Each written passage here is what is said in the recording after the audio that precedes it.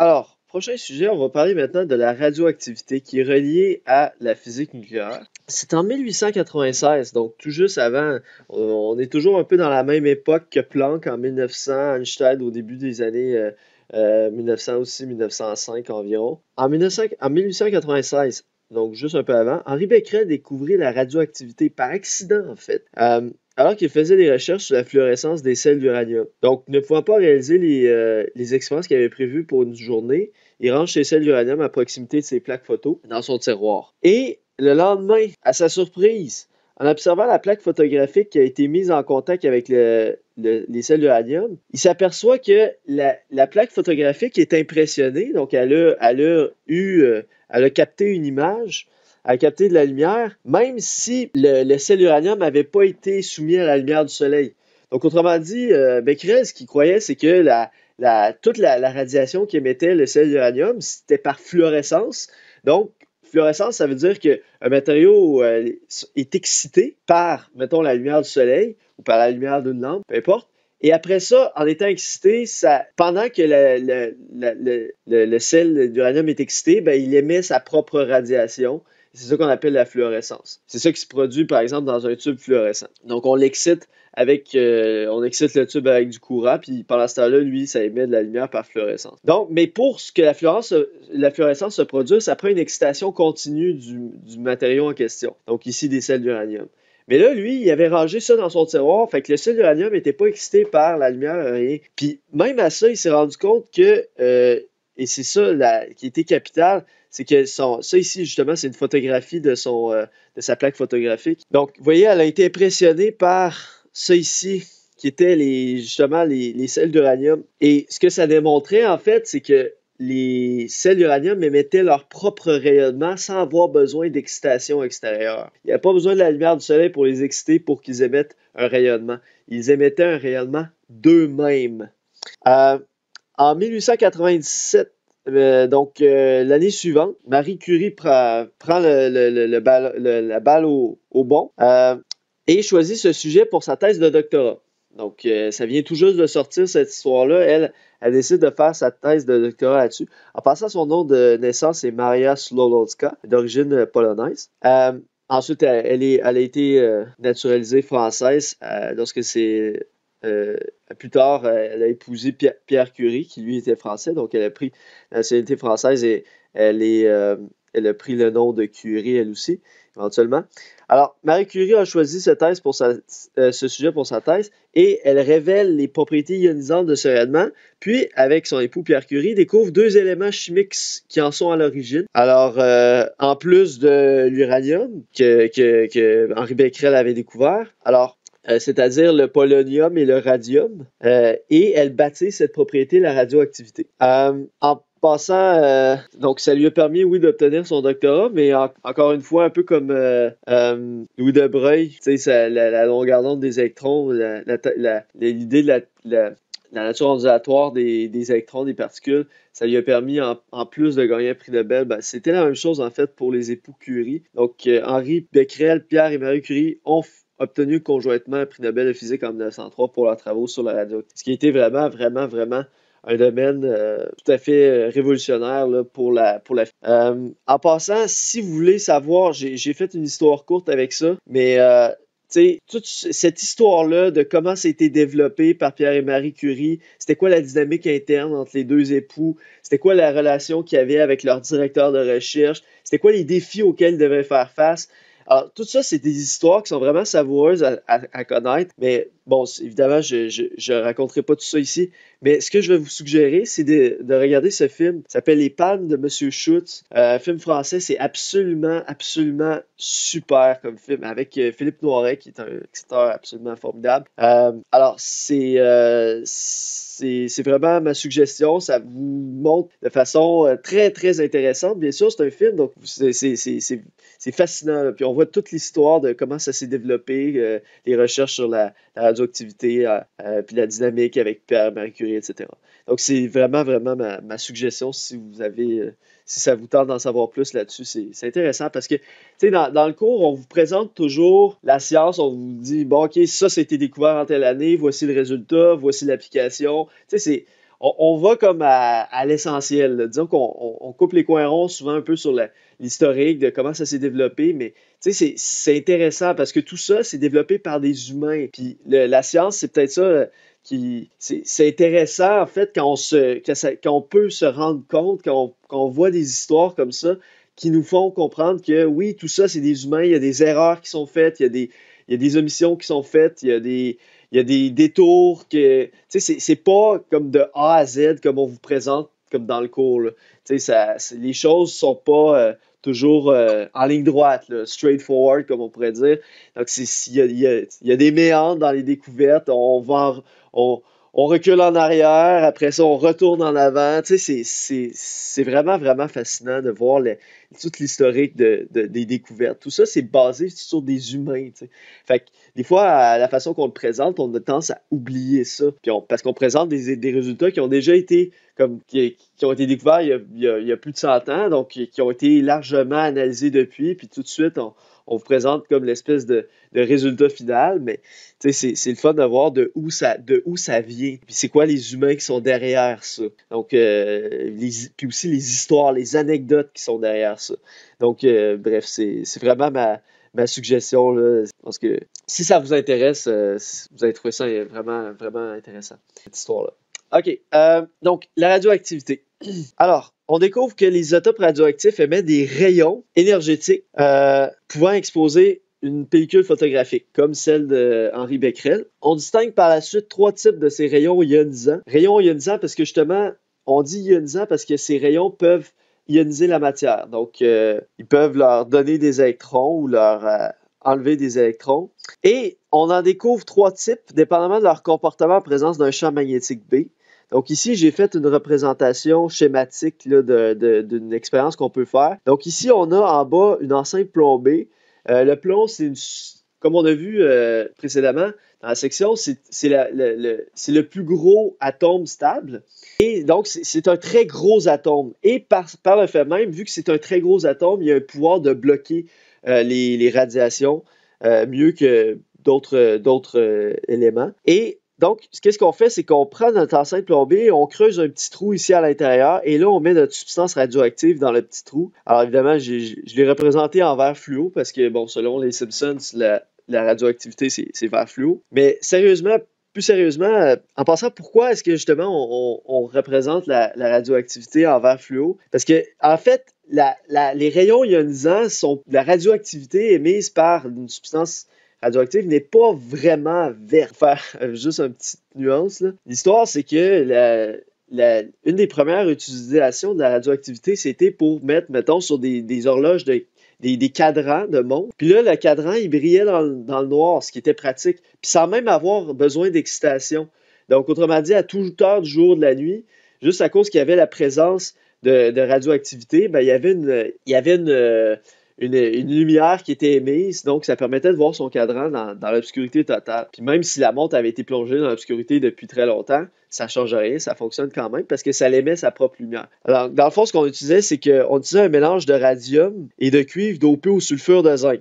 Et ça donnait une couleur verdâtre. Mais c'est pas la radioactivité elle-même qui envoie de la lumière verdâtre, c'est plutôt que la radioactivité émet justement des rayons ionisants et ceci va exciter les atomes de zinc dopés au sulfure de zinc. Et ces atomes-là, ensuite, sont excités et lorsque les électrons se désexcitent, on fait référence ici à la matière qu'on a vue dans le modèle de bord. Donc, les atomes sont excités, ils montent en haut dans les hauts niveaux énergétiques. Quand ils se désexcitent, quand ils retombent vers l'état fondamental, les atomes vont émettre une lumière vert. Verdâtre. Puis il y avait d'autres composés qui étaient utilisés aussi qui donnaient des couleurs légèrement différentes comme jaune-orange, etc.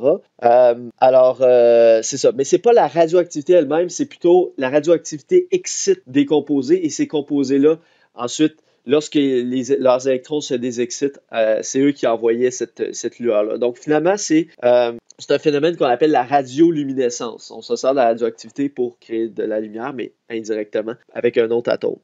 Et d'ailleurs, lors de la production en usine de ces montres-là qui contenaient des peintures de substances radioactives, c'était une des premières fois qu'on a pu se rendre compte, qui nous a permis de se rendre compte des dangers de la radioactivité, puisque on s'est rendu compte que les travailleurs qui faisaient la peinture manuellement des substances radioactives sur les montres, avaient développé des cancers des os et des cancers du sang, entre autres, à très jeune âge.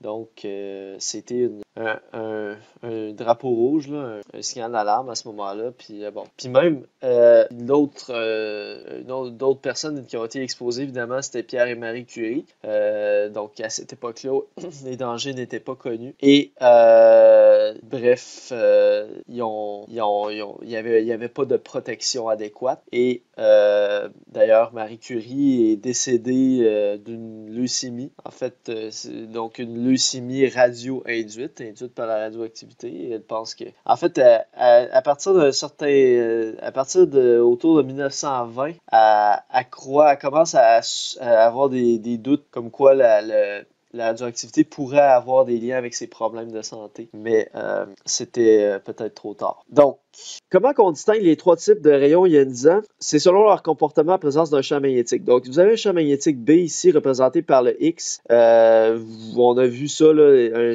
Donc, ça représente un champ magnétique qui rentre. Vous imaginez, le vecteur, il rentre dans la feuille. Et dans le fond, ça, c'est pourquoi on a un champ magnétique, c'est simplement qu'on a placé un aimant. Okay? Donc, imaginez, on place un gros aimant à proximité, ça crée ce champ magnétique-là. Et là, les différents types de radiations ionisantes vont se comporter différemment. D'abord, on a des rayons alpha qui sont chargés positivement. On déduit qu'ils sont chargés positivement parce que ces rayons-là sont déviés sur le schéma ici vers la gauche.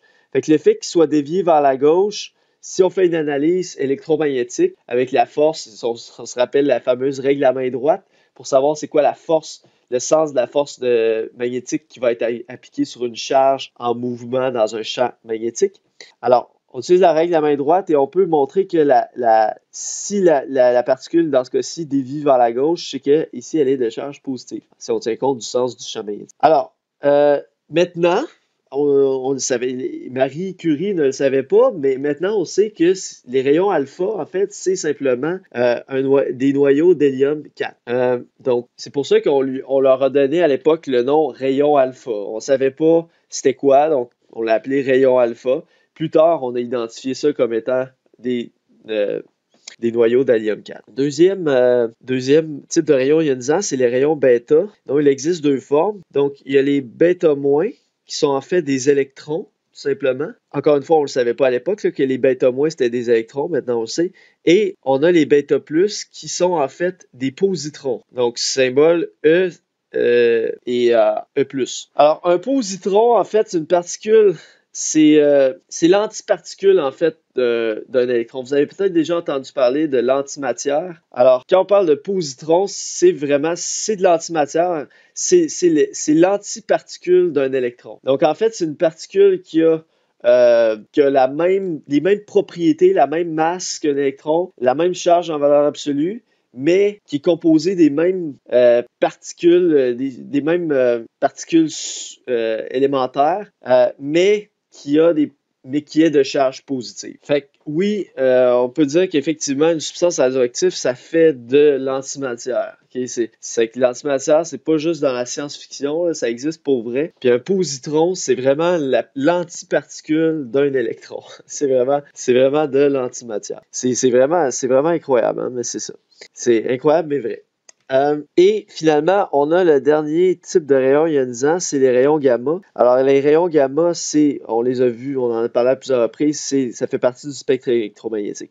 Donc, rayon gamma, c'est de la lumière, c'est du rayonnement électromagnétique de très haute énergie. Alors, le rayon gamma est reconnaissable parce que lui, le rayon gamma, il va passer tout droit parce qu'il n'est pas chargé. La lumière, le rayonnement électromagnétique, ça n'a pas de charge électrique, donc c'est pas dévié par un champ magnétique, donc lui il est facilement reconnaissable, c'est lui qui passe tout droit. Alors, Et ensuite, si vous vous demandez comment qu'on fait pour distinguer, mettons, le rayon alpha qui est positif avec le rayon bêta plus, les positrons qui sont aussi positifs, ben c'est simplement que le rayon alpha étant plus lourd, il va moins dévier de sa trajectoire, de la trajectoire comme, disons, la trajectoire de base qui est directement vers le haut, là.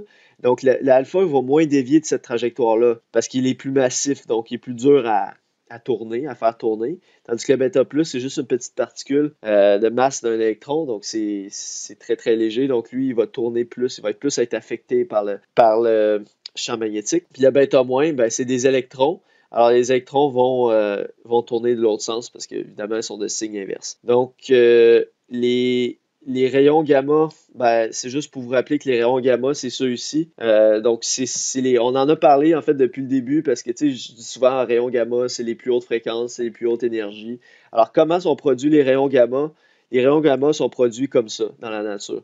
Donc, on a simplement une substance radioactive et spontanément, ça peut émettre des rayons gamma. Donc du rayonnement électromagnétique de très haute énergie. Les différentes particules ionisantes ont des pouvoirs de pénétration différents. Prenez par exemple la particule alpha, qui, on se rappelle, chaque fois que vous entendez particule alpha dans votre tête, vous devez avoir, ah oui, c'est un noyau d'hélium 4, ok? Il faut toujours avoir ça en tête. Vous voyez ici, c'est un noyau d'hélium 4, 2 protons, 2 neutrons. Alors ça ici, c'est assez gros, ça va être bloqué par une simple feuille de papier. Donc, c'est pas nécessairement les plus dangereux. Mais en fait, ça dépend toujours de la vitesse. Les rayons bêta, c'est des électrons. Donc, les électrons, eux autres, vont être bloqués par une feuille d'aluminium, par exemple. Et les rayons gamma, eux autres, sont extrêmement pénétrants. Pour bloquer, on peut utiliser, par exemple, 4 mètres de béton. C'est quand même assez intense. Donc, autrement dit, ça va facilement passer un mur normal, là. Mais 4 mètres de béton ou une épaisseur significative de plomb va permettre de bloquer le rayon gamma. Alors, d'où provient la radioactivité? Lorsqu'un isotope est instable, il va tenter de devenir plus stable. Donc, il y a comme une loi de la nature qui fait en sorte que les isotopes veulent revenir à un état de stabilité maximale. Ils veulent vraiment devenir le plus stable possible. Donc, un isotope instable, comme tous les isotopes qu'on avait vus, tous les éléments qui sont après le plomb, donnent tous des isotopes instables, comme l'uranium, le plutonium, etc., le radium. Alors, ces isotopes-là, les isotopes de ces éléments-là, sont instables, donc ils vont spontanément vouloir augmenter leur stabilité en se désintégrant, en désintégrant leur noyau. Et ceci s'appelle justement une désintégration radioactive. Donc le processus par lequel un isotope instable augmente sa stabilité en désintégrant son noyau s'appelle une désintégration radioactive. Donc le noyau se désintègre parce que l'intégrité du noyau, c'est la totalité du noyau. Donc, désintégrer, ça veut dire qu'il se défait finalement. Le noyau se défait. Et radioactif, parce que justement, ça émet des rayons ionisants. Il existe plusieurs types de désintégration radioactive. On va énumérer les 4 plus importants. Alors, on va les distinguer selon la particule qui est émise, soit alpha, bêta plus, bêta moins ou gamma. Donc, on va commencer par le processus alpha. Donc, dans le processus alpha, où on parle aussi de désintégration alpha, les deux sont synonymes. Donc, dans un processus alpha, la particule émise, on a dit, c'est l'hélium 4. Symboliquement, si on veut représenter la réaction, ça va avoir l'air de ceci. Donc, si on écrit symboliquement la réaction de façon générale, ça va avoir l'air de ceci. On a un certain élément, qui a un certain numéro atomique Z, un certain nombre de masses A. Alors, qu'est-ce qui va se produire? C'est qu'il va émettre un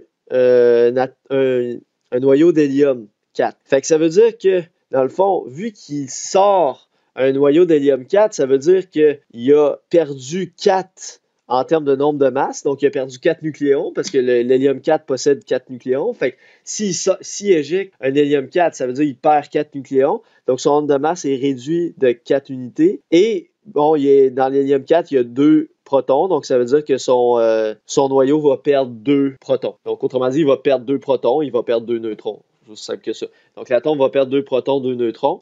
Donc, ça va donner un nouvel atome. autrement dit. Donc, c'est ce qu'on appelle une transmutation. Donc, quand on a une réaction qui donne un nouvel atome, on a une transformation dans les atomes, ça s'appelle une transmutation. Probablement que dans les problèmes de chimie que vous avez fait jusqu'à maintenant, vous n'avez jamais de transmutation. Autrement dit, mettons que vous avez un calcium d'un côté de l'équation chimique, ben, il faut que de l'autre côté de l'équation, il faut qu'il y ait un calcium aussi, tu sais. Il n'y aura pas d'éléments qui disparaissent puis des éléments qui apparaissent. Il n'y aura pas d'éléments qui disparaissent du côté des réactifs puis des éléments qui apparaissent du côté des produits. Mais dans une réaction nucléaire, dans une désintégration radioactive, oui, ça se produit. Ce qu'on appelle une transmutation. Alors, donnons un exemple concret de transmutation. Donc, si vous avez un isotope d'uranium-238, uranium qui possède par essence 92 protons, alors cet uranium-là a la capacité de se désintégrer spontanément en un atome de thorium. Donc, le thorium, c'est l'élément qui est deux positions avant l'uranium sur le tableau périodique, donc le numéro 90. Et donc, il va avoir 2 protons et 2 neutrons de moins, donc il va se ramasser avec un nombre de masse de 234 et il va former justement un atome d'hélium-4, un noyau d'hélium-4. Donc, vous voyez, ça, c'est la désintégration de l'uranium en thorium. Et ça éjecte une particule alpha qui est en fait un noyau d'hélium-4. Donc, vous voyez, on a eu une transmutation. Du côté des réactifs, en fait, on avait seulement l'uranium. Puis du côté des produits, on n'a pas d'uranium. On a juste, mais par contre, on a une création du thorium et d'hélium. Okay? Donc, on a une transmutation. Donc, on a vraiment changé d'élément. En passant, ce genre de désintégration-là, ça va se produire de façon spontanée. Encore une fois, on peut avoir des probabilités, mais on ne peut pas dire à un moment, mettons, si on regarde un atome donné, on ne peut pas déterminer exactement à quel moment est-ce qu'il va se désintégrer. On peut faire des statistiques. On sait qu'en moyenne, les atomes d'uranium prennent, mettons, cette quantité-là de temps pour se désintégrer. Alors, on peut faire des statistiques et dire, ben, il y a telle chance de se désintégrer au cours de la prochaine heure, etc. Mais on ne peut pas déterminer, on ne peut pas prédire exactement à quel moment un atome va se désintégrer. Ça se produit de façon spontanée. Le deuxième type de désintégration, on va voir le processus bêta-. Vous rappelez, c'est quoi bêta-? C'est simplement des électrons. Donc, qu'est-ce qu'on a? C'est que dans les réactifs, il va y avoir un neutron qui va se transformer en proton, plus un électron, plus un antineutrino.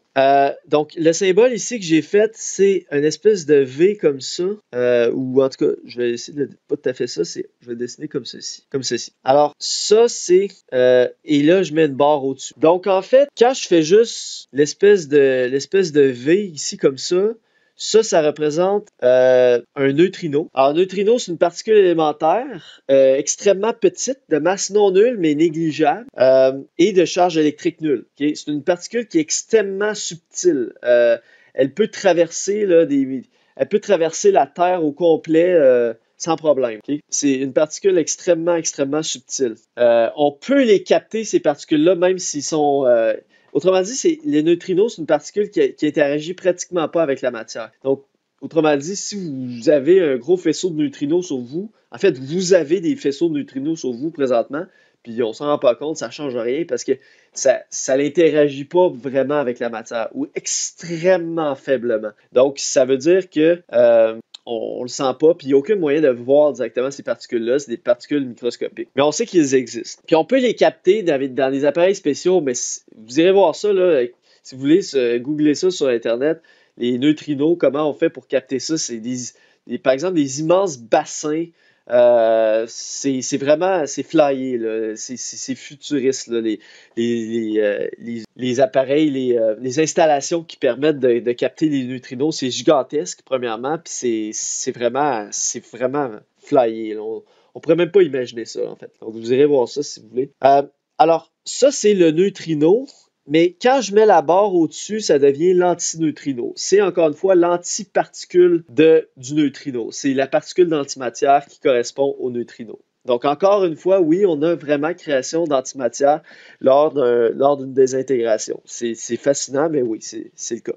Et donc, fondamentalement, qu'est-ce qu'on a? C'est qu'on a un neutron qui va en fait se transformer en proton. Mais le neutron ne peut pas juste se transformer en proton. D'abord, on n'aurait pas une conservation de la charge parce que le neutron n'a aucune charge, puis le proton, lui, a une charge positive. Donc déjà, pour avoir la conservation de la charge, ça prend la création d'un électron. Donc l'électron, le proton, ensemble, vont avoir une charge nulle. Donc là, ça fait en sorte qu'on a une conservation de la charge. En passant, le principe de conservation de la charge, c'est un principe totalement général en physique qui est aussi solide, par exemple, que le principe de conservation de masse-énergie. Donc, c'est un principe sur lequel on peut toujours s'appuyer, même dans des situations aussi étranges qu'une désintegration radioactive. On peut appliquer le principe de conservation de la charge, on peut s'appuyer là-dessus, ça tient. C'est justement pour ça qu'on appelle ça un principe, c'est que c'est extrêmement général, c'est englobant, c'est vraiment puissant, ça recoupe tous les domaines de la physique, c'est un principe, c'est comme, on se base là-dessus pour élaborer plusieurs théories. Alors, donc on a une conservation de la charge, mais en plus de ça, on a une conservation aussi d'autres quantités que je rentrerai pas dans les détails, mais par exemple, la quantité de ce qu'on appelle le nombre leptonique. Donc, le nombre leptonique doit être égal dans les réactifs et les produits, et ça explique pourquoi on doit avoir création d'un antineutrino aussi. S'il n'y avait pas création de l'antineutrino, à ce moment-là, on n'aurait pas la conservation du nombre leptonique. Bref, on a une conservation d'un certain nombre de quantités et ça force la création de certaines particules et entre autres ici, ça force la création de particules d'un électron et aussi d'un antineutrino. Ensuite, pour donner un exemple réel, un exemple concret de désintégration bêta-, on a la chose suivante. Prenez du thorium-234, thorium qui est l'élément 90.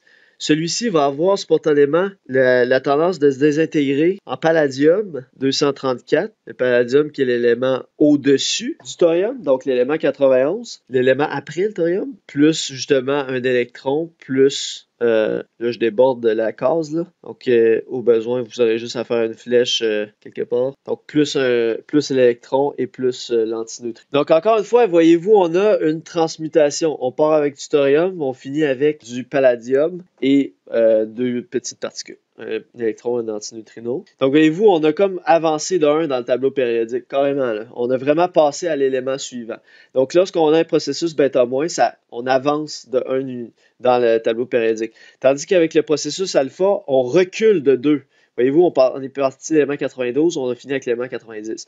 Donc, ici, on recule de 2 dans le processus alpha, mais on avance de 1 avec le processus bêta-. Ensuite, on a le processus bêta+.